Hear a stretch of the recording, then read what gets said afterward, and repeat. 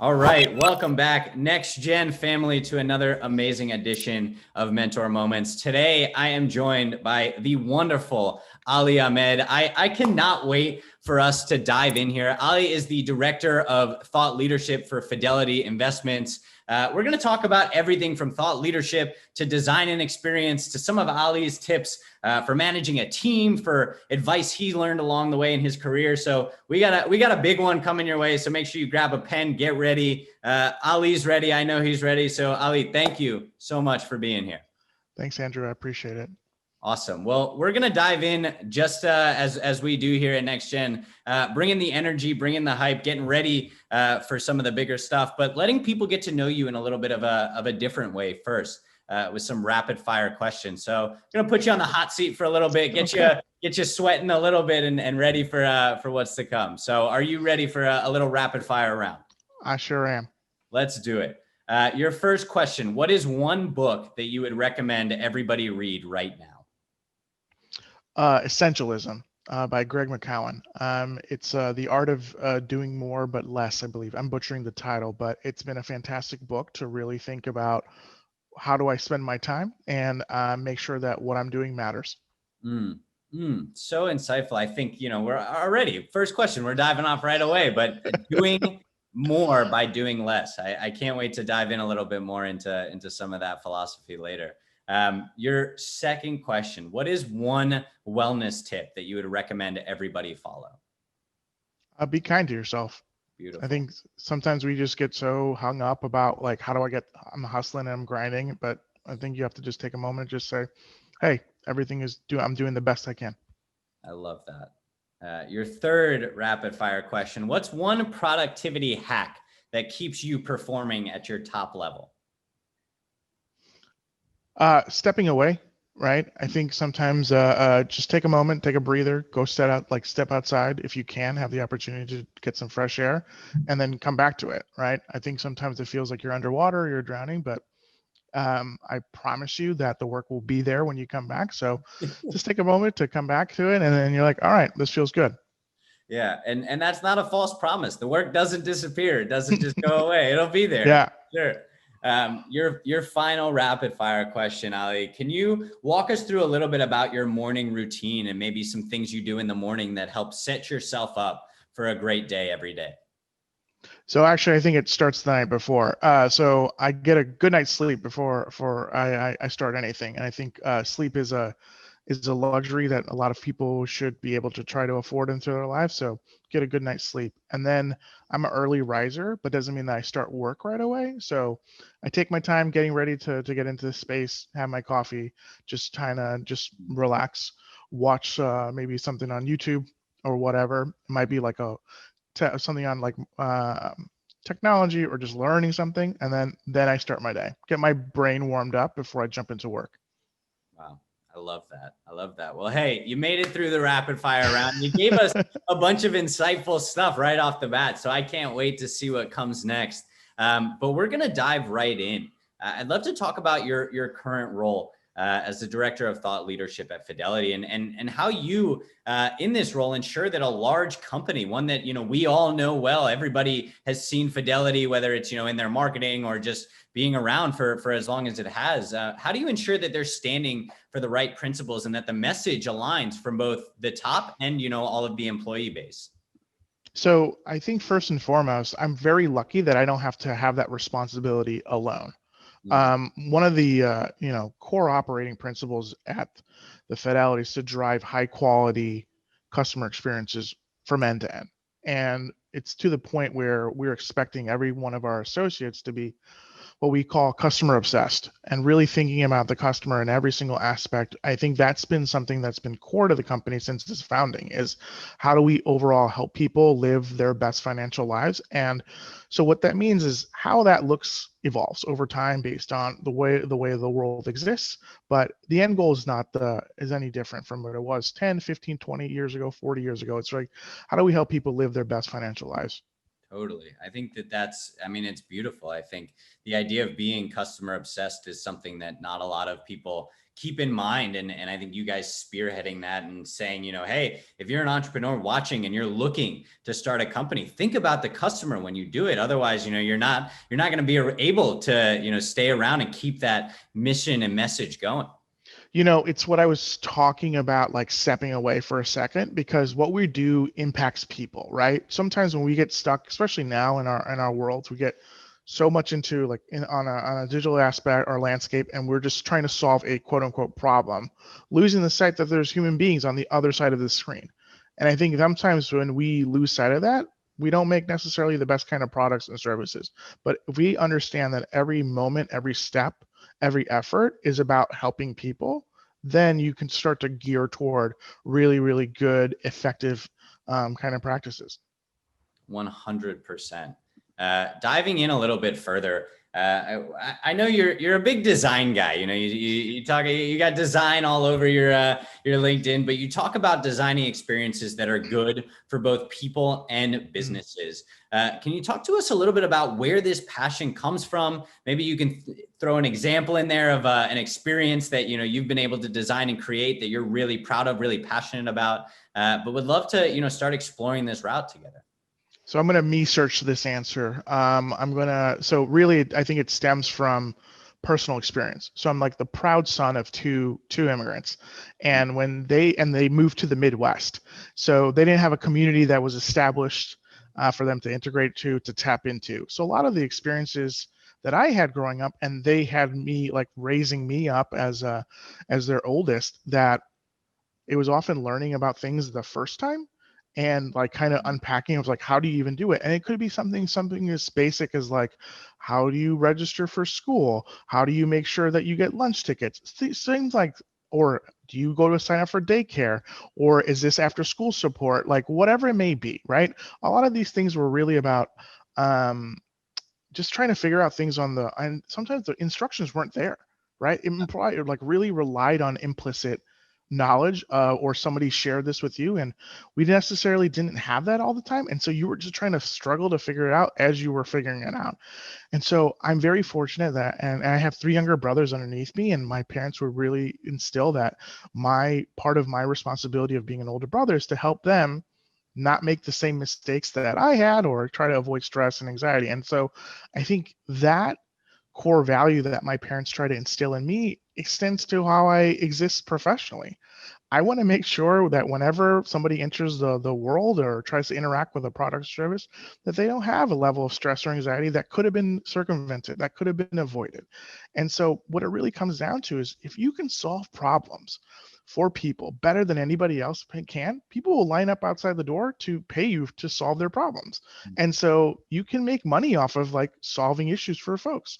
And so I think that's the core of it. It's like the intersection of helping people and getting paid to do it is not mutually exclusive. Wow.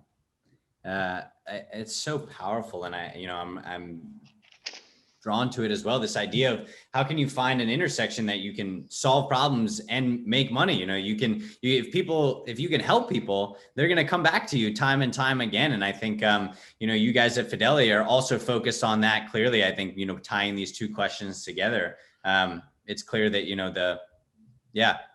I was going to give you a story. Actually, this happened a couple years ago, and it's ridiculous in nature. So, we were sitting around this table. It was like this like executive, like it was called a Tiger Team. They were set up together to solve issues that were plaguing by the company. And so this is when I worked in the public sector. And so I was in DC at the time. And so somebody mentions, one of the folks who are like, all right, we need to figure out how to make the most money in the next 30 days. Right. And so people are scratching their head, trying to wrap their head around that question. I was like, I got it. Let's rob the Federal Reserve. And the people are like, are you crazy? What's wrong with you? Right. And I was like, listen to the question. How do we make the most money in the next 30 days? Right. You rob something. You like grab a printing machine and steal and build, and print out the money. That's the fastest way. I was like, it's not the right question that we should be asking. What is the most sustainable way that we can make like a meaningful impression in our customers' lives is the question that we should be asking. But if we try to do this short change, like short win, straight like kind of strategy, then you have to do it again for the next 30 days. And then after that again, because it's only one dimensional about how you approach it. Mm. I absolutely love that. I'm like, in my head, I'm like, I see these people being like, what did he just say? Did he just tell us to rob the Federal Reserve? But I think you're spot on, all about asking the right questions. Ali, you said something a little while back that was, you as an older brother, and also God bless your parents, 4 boys. That's got to be a crazy household at times growing up. But you said that you wanted to make sure that they didn't make the same mistakes. And I think, one question I'd love to go into is, lessons that you've learned throughout your career that you can maybe share and shed light on for people that are just jumping in. The advice that you wish you had when you just started your career, that a lot of our audience is not looking to make those same mistakes that maybe you made. So there's a lot. So I'm very fortunate to have learned a lot of things through a lot of mistakes, but I'll boil it down to two. Um, the first, and they're connected. The first and foremost is like, it doesn't matter how smart you are, how brilliant the ideas you have, or how genius you think this methodology is, if no one believes in it, right? And so it's really about, one of the core components of making things work is getting people to understand what you're trying to do, and also get them to believe in it, and then help them advocate and be like ambassadors for your idea. So the second, and it ties into the second one, is creating and cultivating a remarkable level of patience and combining it with a heightened sense of urgency. So because change doesn't happen overnight, you have to be consistent, and you have to be constant, and you have to be repetitious, and you have to make sure that it hits the mark, and you have to think about the number of people that you're trying to affect will probably magnify or amplify the amount of time it takes to change. Yeah. Wow. Truly, truly inspiring. I think I love how you say, you're like, yeah, I've learned a lot from a lot of the mistakes that I've made, and I'm like, no, this guy's here, and he's giving insight into the next generation that we all need. Pivoting directions for a second, and talking about managing teams and managing other people, working with other people. You're talking to an audience of people that either are managing a team, building a business, or at least one day want to. Can you talk to us about some of your top tips for not only keeping your team motivated, but allowing them to do their work in a way that frees you up to keep doing yours at the highest level? Yeah, I'll do my best to like break it down in maybe a few values, probably four at tops, right? So one, you want to make sure that you curate in an environment where folks don't defend decisions, but rather explain their rationale, right? When we think about innovation, we often think of like new products or the sexy new thing that's showing up on a commercial or whatever, but it might be also ways that you solve problems, and it might be something that you've done something faster, or you've done it just differently. And I think you have to be able to encourage folks to try and test out new ways to solve problems, and encourage and welcome that level of risk that they take on, because they're trying to do something new. And then I think that goes into encouraging growth and development. I think every week I try to ask folks that I work with, like, how are you better this week than you were the week before? And if something was holding you back, what can we do to make sure that thing's not there? And just to really work through it. Like, I think the goal, especially with like career development, and I also, I'm a huge proponent to learn as much as possible, because there's so much information out there. It's like, find what makes sense for you, and then really develop that skill. Like, be a Renaissance human being, and just trying to develop as much as possible. So then I think the last two is for more directly for yourself, is to like listen actively. What are your people saying, and what are they not saying? And how do you think about how to curate an environment that makes like boost their morale, and also thinks about like, what values do they have? You might have to pivot because something that you might not even consider, your folks are asking for it, and you're like, okay, that's fine. Let's make sure to do that. And then the last thing, and I think this goes regardless of who you are and where you are, is to practice gratitude. It is free. It doesn't cost you any money, and it's very easy to find. And so just, I mean, everyone is doing their best to show up. And I think that's, sometimes showing up is harder for some folks than others. So thanks for showing up, right? And then also every effort, every moment that people give you, they gift you. And so it's really to think about like, hey, thanks for thinking about this. I appreciate it. And it does catch people off guard at the first, especially in the private world, because folks are like, yeah, or whatever. Like, let's get to it. You're like, no. Like, we're all human beings. I appreciate what you did, and I love this. And I think, one, selfishly speaking, it feels good for me to point out when I see awesome work, because I was like, I want to emulate that. I want to make sure that I'm actively counting this down. I was like, this is great. Wow. Truly, like, I mean, I'm taking notes over here because I'm like, I need to remember this. I need this stuff for me. I think that there's so much in there that, you seem, and you're like one of the most selfless leaders out there. It seems like, where you're out here just trying to make so that your team feels good, that they feel heard and seen, so that they can keep building, and so that you can emulate, your team, which I think a lot of people are like, no, I need mine. I need to keep going up. But I think it sounds like you're able to really motivate people in a way that gets them to do the work and then feel good about doing the work.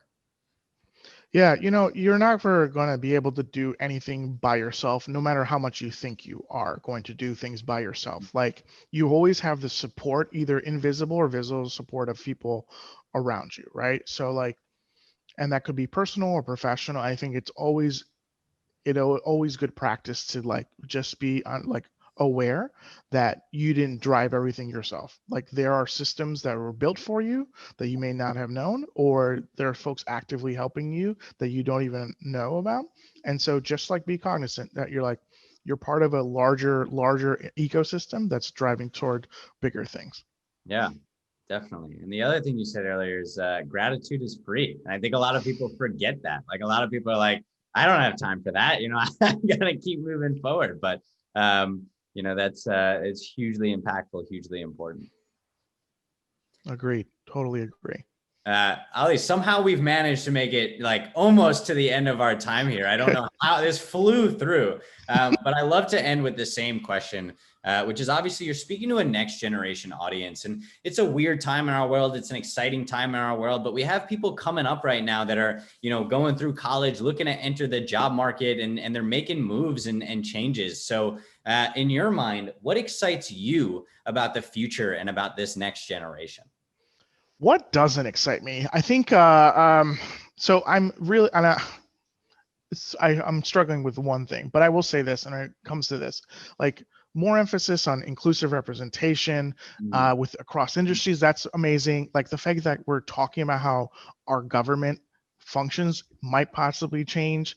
And I think what's amazing about all of this stuff is like how we do basic things could be changing. A laundry list of big structural changes are on the horizon, but I think it comes down to the ability to satiate curiosity, right? And so when I was growing up, like, if I had a question, I would either like stay up late at night with friends and talk it through and have a philosophical conversation, or like the value prop of you trying to find out a ridiculous question diminishes about how much effort you had to put into it. But now you can just jump onto Google or on whatever search engine you choose and be able to like satiate a most ridiculous question. And it's like, and you meet other people that have ridiculous questions as well. And it goes that. And I think that's the thing that most excites me, is like the ability to answer questions or even ponder questions that we didn't even think about before. Wow.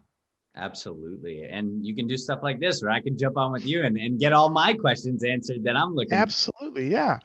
And we're cross country, right? We would not have normally crossed paths if it had not been because you're like, oh, I want to do this thing. And you're like, all right, who looks like they could do this thing? Let me reach out. And I think that's amazing, because 10, 15 years ago, not a thing. Totally. Totally. Ali, this has been amazing. Dropping my 3 takeaways for everybody watching. Right from the beginning, you said every moment is an opportunity to help people and looking to solve problems for people, not just take their money, but solve problems for them. Second one is asking the right questions. So not, how much money can we make in the next 30 days by robbing the Federal Reserve, but how can we sustainably make money in the next 30 days? And the final one is that every moment people give you, they gift you. That is a beautiful, beautiful thing that you said earlier. So I'm super grateful for you. We got to get you back here soon, because I definitely had like 8 more takeaways, but just dropping the top 3. So Ali, thank you so much for your time. This was truly, truly amazing. I appreciate it. Thank you very much, Andrew. It was great talking to you. you.